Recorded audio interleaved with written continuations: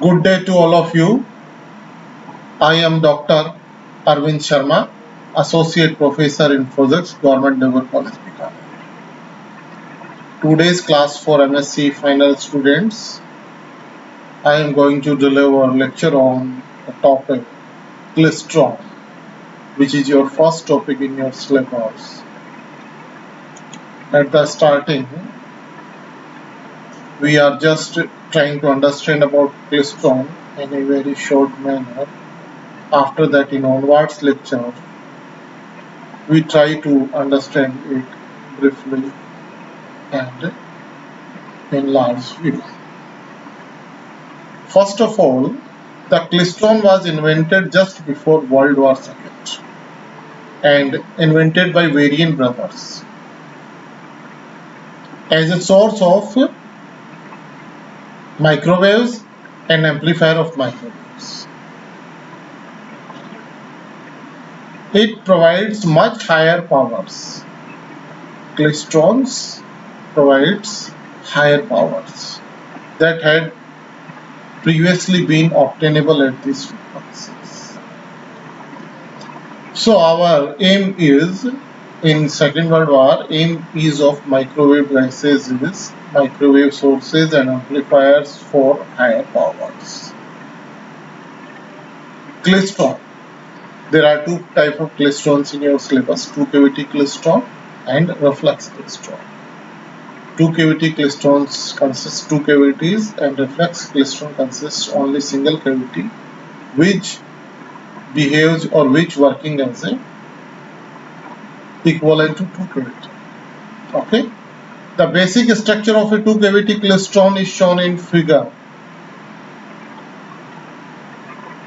The figure is shown in next para. Here you can see here.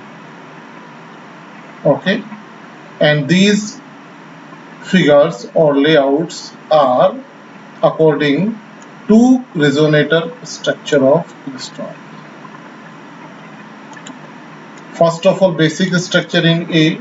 This is basic structure of klystron.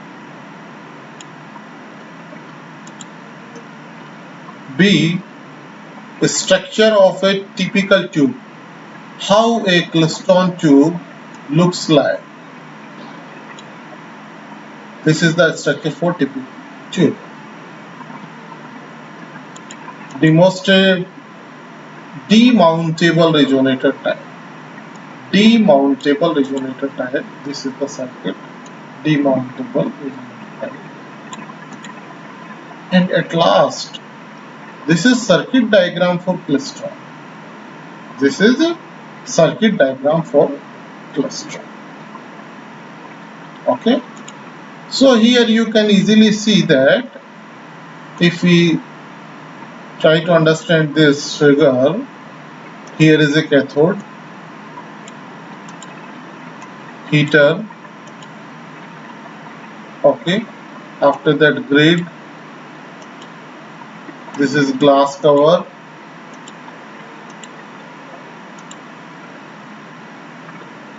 and after that there is two cavities. One is input cavity and second one is output cavity.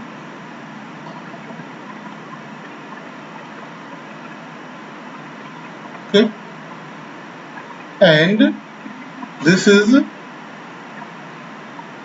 here and some gap is shown here or given here, so electron beams can easily penetrate or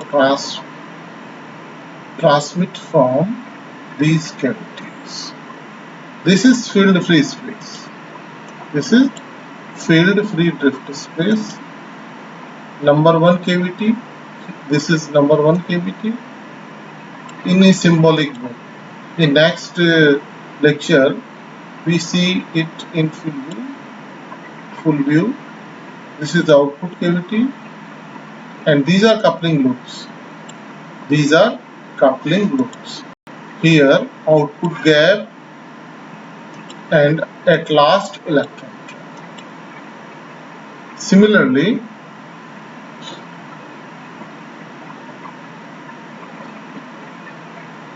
The figure C, demountable resonator types.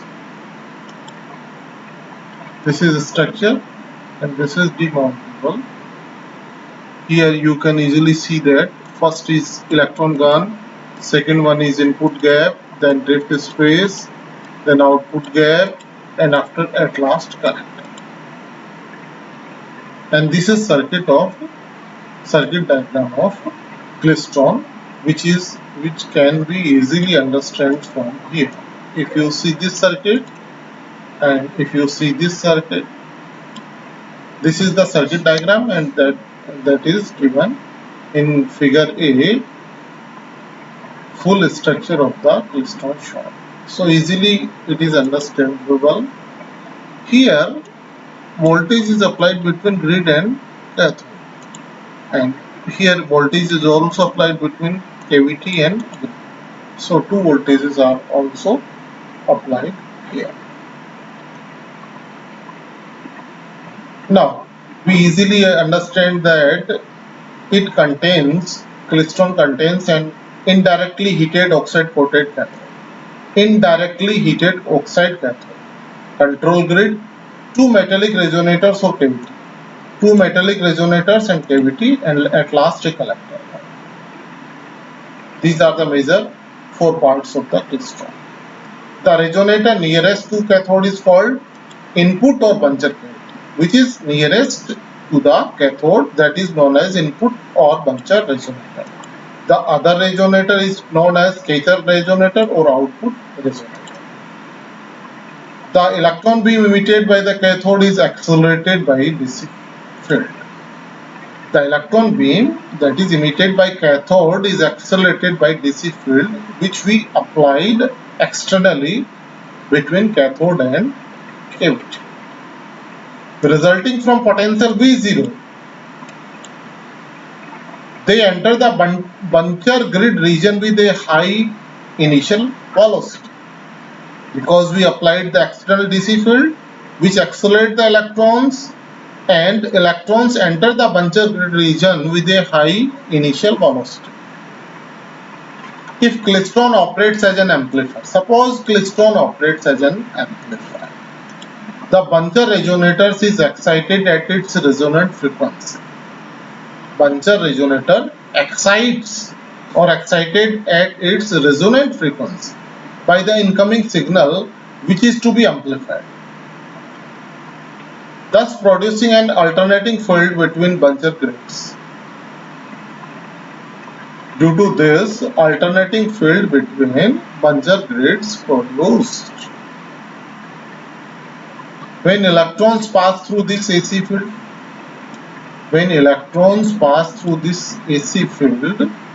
they are either accelerated or deaccelerated depending upon the phase of buncher voltage. The buncher voltage phase decided that electrons accelerate or deaccelerate during their transit. Electrons which are accelerated emerge with higher velocity than the entering velocity. Those deaccelerated emerge with lower velocity than the entering velocity. In the field-free drift space between buncher and catcher cavity or input or output cavity, the high velocity electrons overtake the low velocity electrons. High velocity electrons overtakes the low velocity electrons, and what results happens? Bunching of the electrons. Okay. As they travel towards the catcher resonator, okay, they travel towards the catcher or output resonator cavity. Maximum bunching should occur approximately midway between second cavity grids.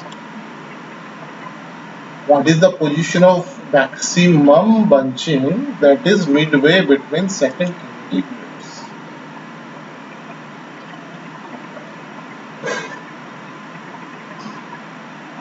Once electron bunches pass through the AC field, suppose electrons pass through the AC field between the Kacher grids during its retarding phase, and thus the electron transfer energy to the field of the Kacher grid. That is very important point. Suppose that electron bunches pass through AC field. Suppose that electron bunches pass through AC field between Kacher grids and phase is retarding. Hence, electron transfer its energy to the field of the Kacher. The electron finally emerges. After that, electron finally emerges from the Kacher resonator with reduced velocity because electron transfers its energy. Okay, because electrons transfer its energy to the field, hence it emerges with reduced velocity and are collected by collector. What is the role of collector? Collected the electrons. The effective capacitance of the resonator is approximately equal to the capacitance of the parallel grids. What is effective capacitance? Capacitance of the parallel grids. That is the effective capacitance. And inductance? Inductance is proportional to the volume of the resonator. This point is very important. Inductance is approximately proportional to the volume of the resonator. That's very important point you must understand here. The resonator frequency can vary either by increasing or by decreasing volume of resonator. If we change the volume of resonator, then inductance varies, and if we changing the distance between the two grids, it changes the capacitance. Hence, by these two methods, the resonant frequency can be varied or tuned. After that, how it behaves like as a oscillator.